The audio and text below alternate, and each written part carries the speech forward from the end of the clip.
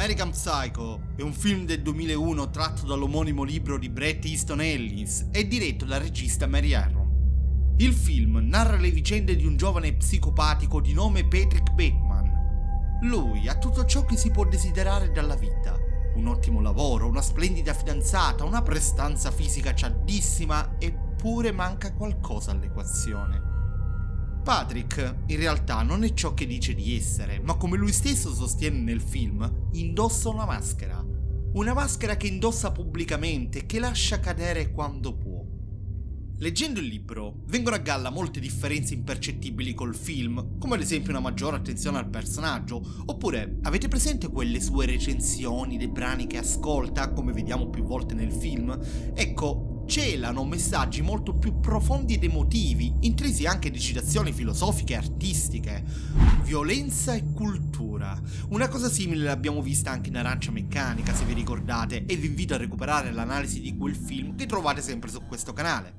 Dettagli, dicevo, che nel film passano in sordina, vengono un po' messi in secondo piano e meno approfonditi, lasciando spazio invece più alla demonizzazione del personaggio, che però così facendo risulta essere molto più piatto. L'autore non vuole muovere solo una critica alla società, ma vuole instillare nel lettore un ragionamento. È giusto giudicare una persona semplicemente da come appare?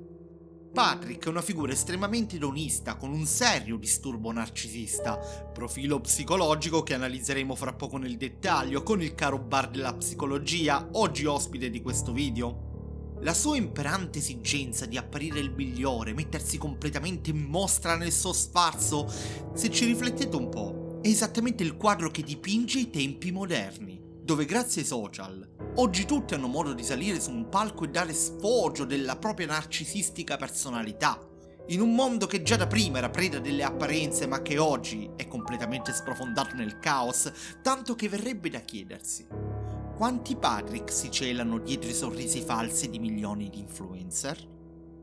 Patrick, effettivamente, non è un mostro che facilmente identifichi, anzi, esattamente il contrario. Anche il suo modo di vestire mostra una persona che facilmente si confonde nella massa. All'inizio del film si presenta davanti allo spettatore un uomo che indossa un gessato di colore blu con righe azzurre, una camicia bianca e una cravatta rosso scozzese, il classico uomo d'affari, insomma, che in quegli anni lì non era difficile incontrare per la strada, insospettabile, di successo, per certi versi anche molto affabile, eppure estremamente pericoloso.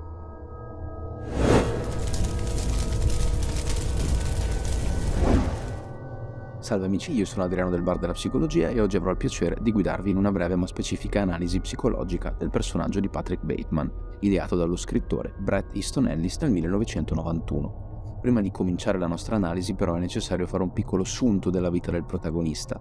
Va tenuto a mente che ha un profilo molto più chiaro e clinico è dato dal personaggio del libro, più che quello del film, ed è per questo che la mia analisi verterà principalmente su questo. Patrick vive negli anni 80 a New York, è uno yuppie di Wall Street, ha studiato ad Harvard ed è riconosciuto da tutti come una persona di successo e attraente. Ha una bella ragazza, superficiale ed edonista, come tutti gli amici, che sia lui che lei frequentano. L'unico interesse, da subito, è dato dalla necessità di apparire superiore agli occhi degli altri.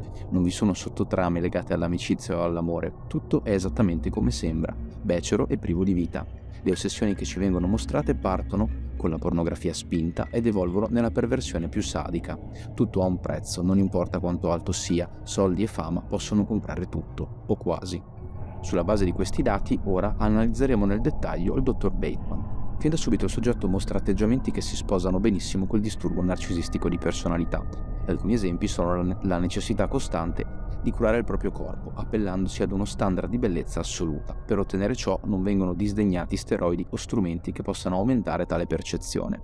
Inoltre vi è una insana ossessione per tutto ciò che risulta essere oltremodo costoso e non per il piacere dell'oggetto in sé, ma espressamente per il gusto di mostrarlo ad un pubblico. L'attenzione è costantemente rivolta verso il pensiero altrui con lo scopo di stupire e di avere un positivo riscontro sociale. E il mostrare diventa un gioco sadico nel quale nessuno ascolta veramente l'altro e al contrario cerca di annichilirlo mostrando oggetti sempre più sfarzosi o ricercati.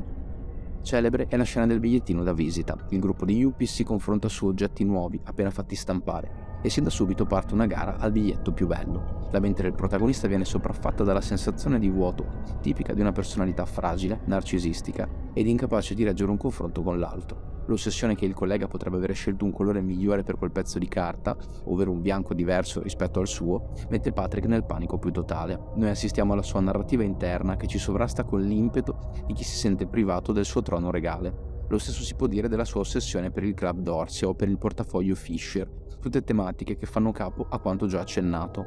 Non vi è amore né passione o interesse. Bateman è un pinnacolo di assoluto narcisismo, sempre pronto a demolire il prossimo. Un altro aspetto che aggiunge alla sua diagnosi un quadro ancora più preoccupante è l'assenza di empatia, oltre che la presenza di un comportamento sadico e criminale. Lo si vede sin da subito, egli non percepisce il prossimo, lo vede ma non lo sente umanamente, tutto è un enorme parco giochi, dove può esprimere tutto se stesso ad un mondo fatto di semplici plebei, una divinità ascesa che possiede modi di fare incomprensibili per dei sudici umani qualsiasi.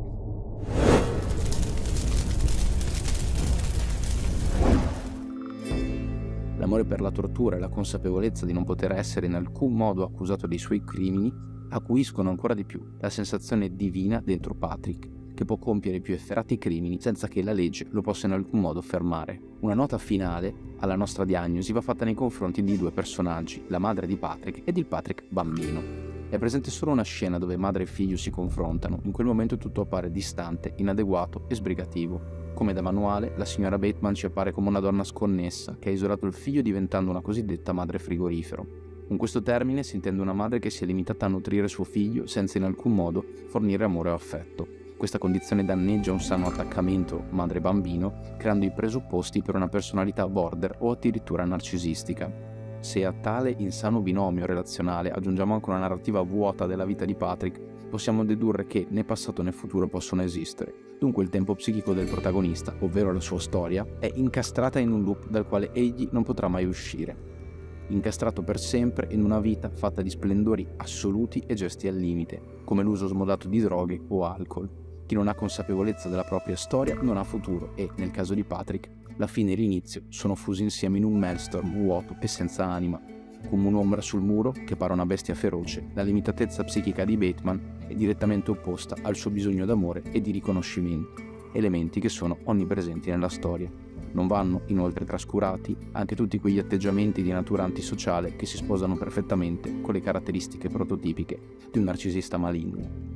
Egli, infatti, non mostra empatia per le sue vittime e lo vediamo fin da subito, e tutta questa assenza si rifà a quanto detto poc'anzi, ovvero nulla mi può fermare poiché io sono una divinità incarnata, poiché io sono l'assoluto.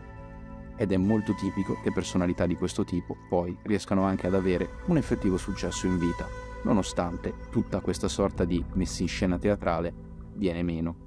E questa identità assoluta, fantastica, lascia spazio invece ad una personalità fragile, distrutta e inadeguata alla vita. Spero che il mio intervento vi sia piaciuto, ci vediamo alla prossima, grazie ad Alcid per avermi dato la possibilità di condividere con voi questa analisi. Fatemi sapere qualcosa nei commenti, grazie.